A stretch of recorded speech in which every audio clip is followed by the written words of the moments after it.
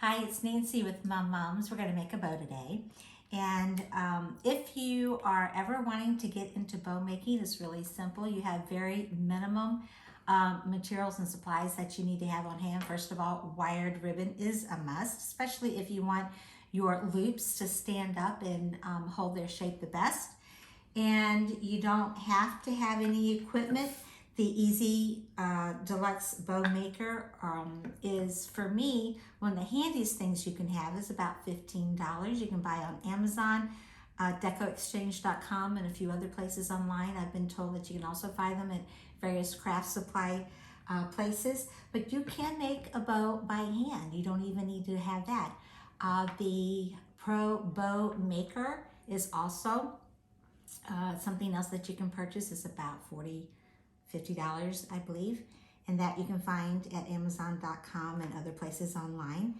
And the Bow Dabra, and I think there's one other thing, a gadget out there that can help you make bows. So those are a few things that you could have on hand, but you can make it by hand. You always, to make a bow, you would need good scissors. I happen to use the Fiskars Titanium. It has the gold here. And the reason I use these and not just regular scissors are these are designed specifically to cut through heavy materials such as things like wire. And that way it's not going to dull my good fabric scissors or my other utility scissors. So I use those, Fiskars Titanium. You need wire. The wire that I use is 18 inches long and it's 22 gauge. The smaller the number gauge is the thicker the wire. And you would want, I wouldn't go with less than 22 gauge because when you're twisting, you do need a tight twist.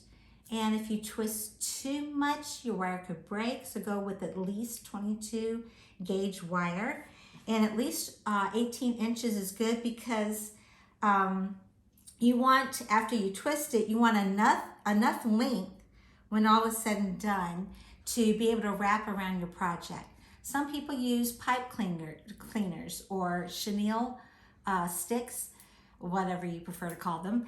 And that's fine. They're perfectly good to use. The thing with that is you have a shorter length after you've twisted to attach to projects, but that's a preference thing. Other people use zip ties. Now, the thing that I do like about zip ties, and I'm really seriously considering starting to use them, is it's really easy to cinch at the center of the bow and get it real good and tight. You don't have to twist anything. But what you have to remember about that is using zip ties is good to still have a wire or chenille sticks, pipe cleaners, to slide in right before you get that final cinch. So there's still something to wrap around your project.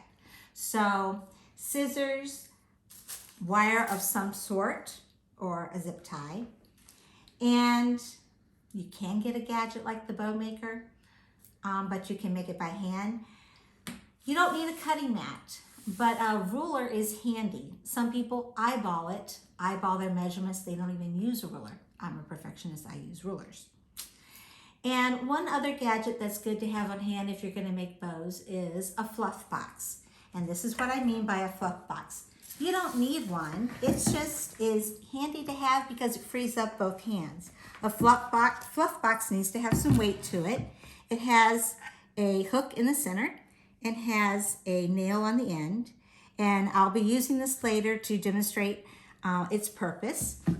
But a fluff box frees up both hands so you can adjust all your loops and your tails and get everything fluffed up and have your bow looking exactly the way you want it before you put it on your project.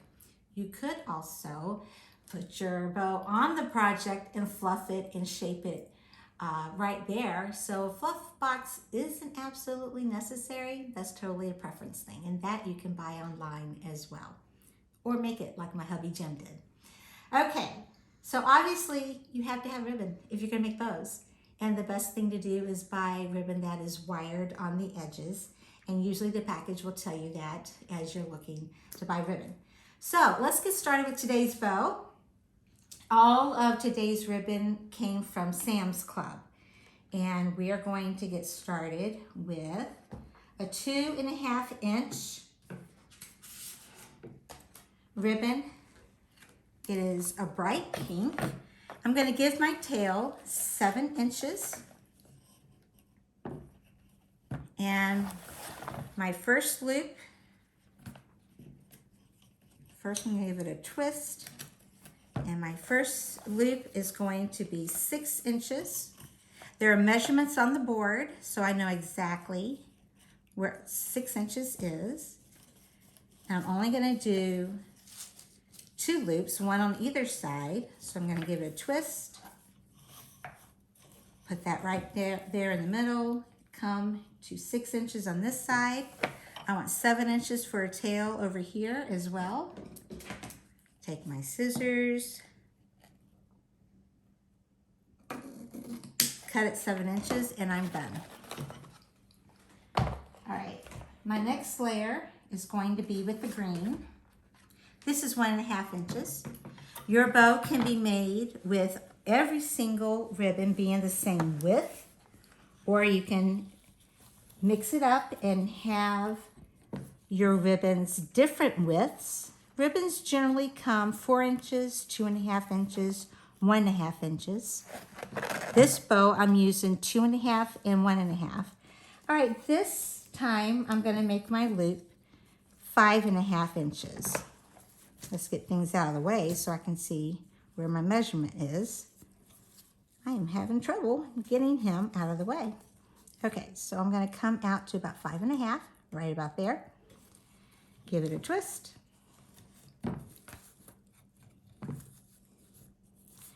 Come over here at 5.5 inches and 7-inch tail.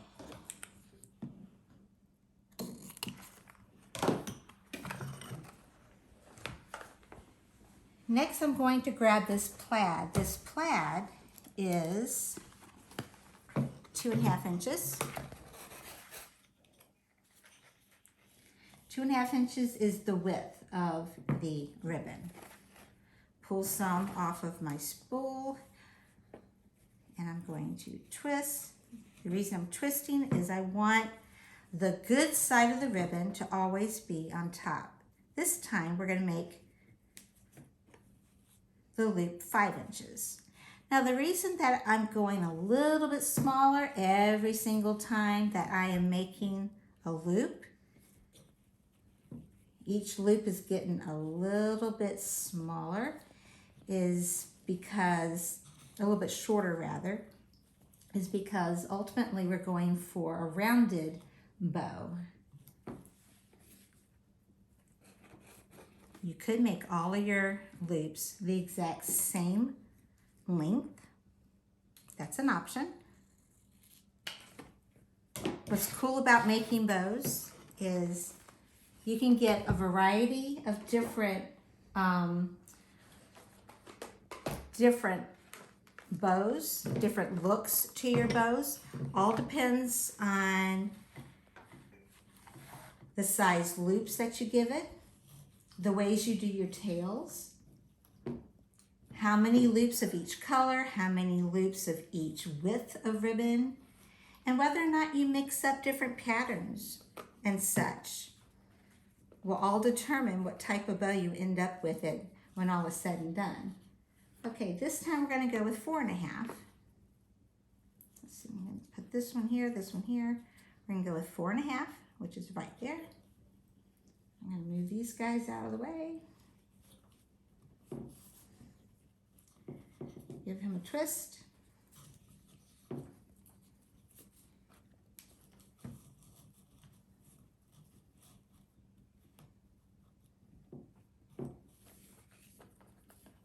And 7-inch tail. I could make each of these tails the very same length that I'm making each of the loops. That's an option. Now my recipe card, the next color is I'm going to use green again. I've made this bow before. Actually, I just sold this bow. And so I'm making this one today, not just for you to watch and demonstrate, but I'm making it for a customer. So we're going to move that out of the way, move this out of the way, This is going to be 3.5 inches.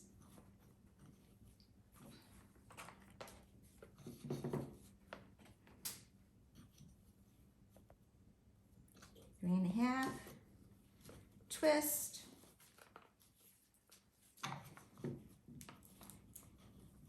come 3.5 over here,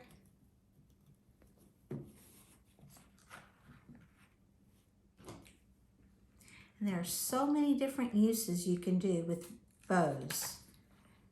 They go on mailboxes, lanterns.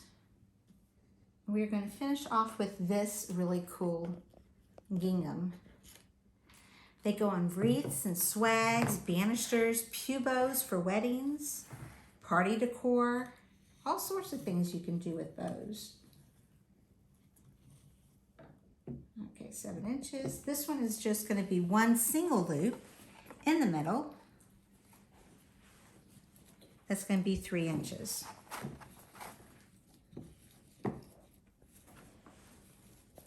Now I could just eyeball it. I know this is 3.5. I could just eyeball it, or I could move everything out of the way and come down to the 3 inches. I'm just going to eyeball it and know that that is 3 inches there. I'm going to come over here to 7 inches.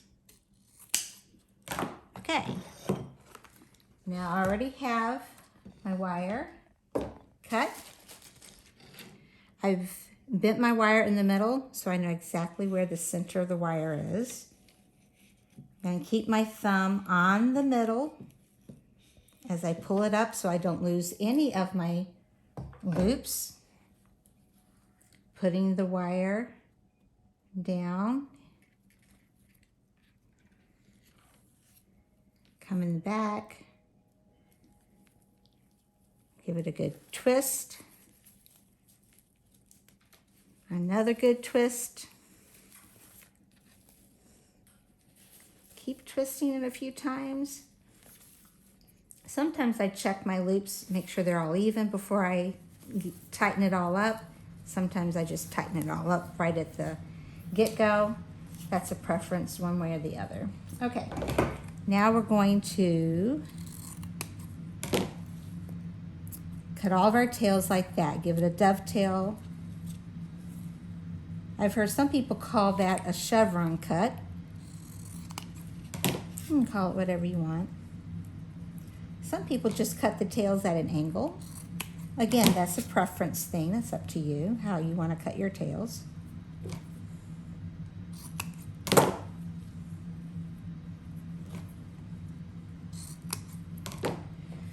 Okay, I got my tails cut on this side. I'm flip it. Cut my tails on this side.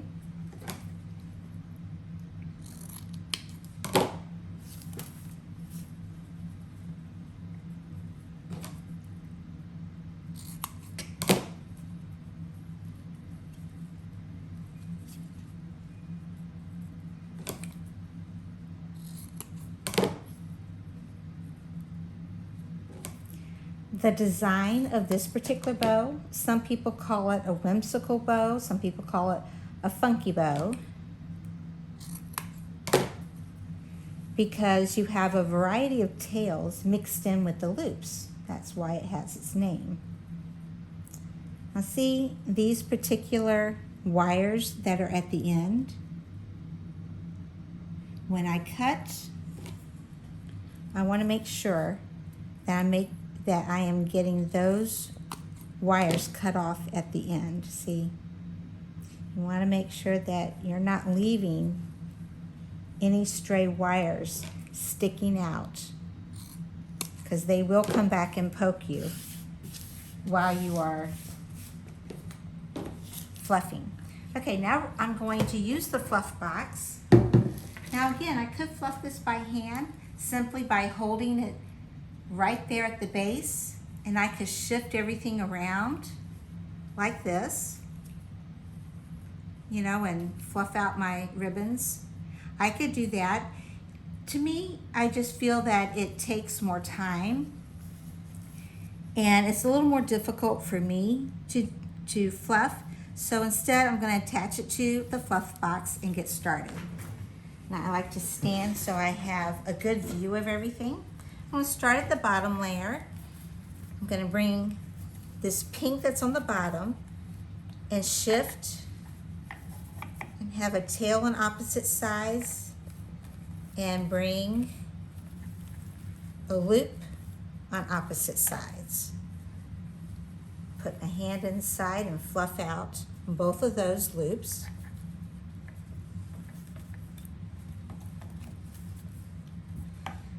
The next layer was green. Fluff that out. Bring that tail over. Whoops. Bring this tail over.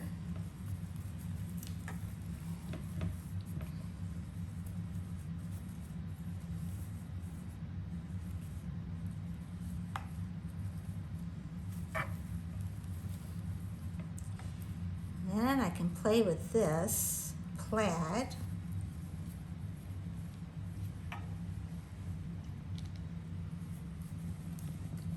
I'm going to make sure that the tails again are opposite sides of each other. So are the loops. As much as possible.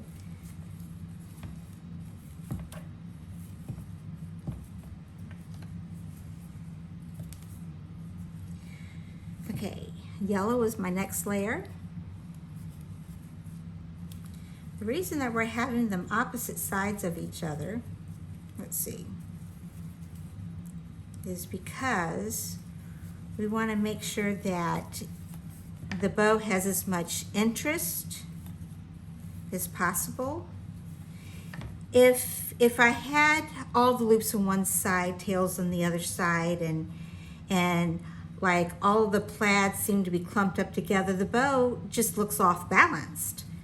And that is not an interesting bow at all. So that's why we're wanting to make sure that things are shifted around so things look a little more balanced. It actually gives the bow more interest when you've got the colors mixed around and you got the bows, the loops and the tails mixed all around too. Now at this point, I'm looking at these and I'm thinking I might go back and shorten these two a little bit. They're up on top and they look like they might be a little long. I can do that. That's a preference thing. So that's the bow. Again, this is Nancy with MumMums. Thanks for stopping in today and doing a bow with me. Stop back by some other time and we'll make another bow. Y'all have a good one. Bye.